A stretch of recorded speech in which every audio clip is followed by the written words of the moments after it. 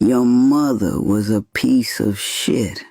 And so was her mother, and her mother's mother, not because they were born evil, because pain kept getting passed around the family like a loaded needle nobody wanted to drop. One woman swallowed her voice to survive. The next one sharpened hers into a weapon. One learned love meant fear. The next learned silence was safer than screaming. One got touched in ways that shattered something sacred inside her, and nobody came. Nobody protected her. Nobody believed her.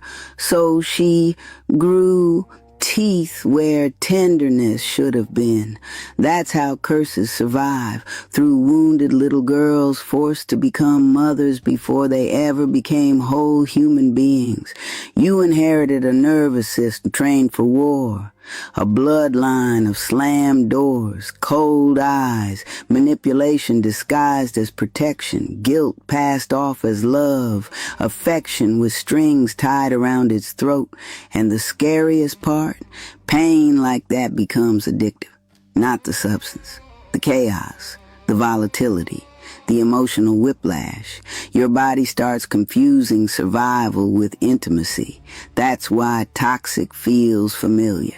That's why peace feels suspicious. That's why some women keep rebuilding the same burning house with different wallpaper.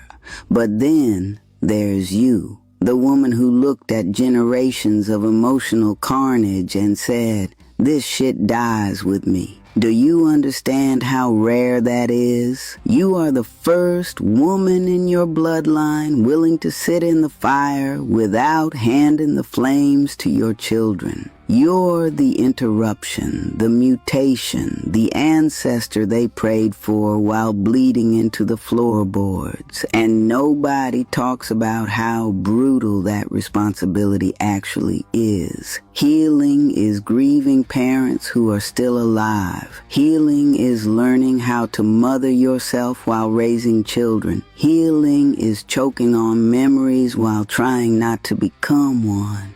You are fighting ghosts that wore your family's face. But every time you choose softness over cruelty, truth over denial, accountability over victimhood, you are rewiring an entire bloodline in real time.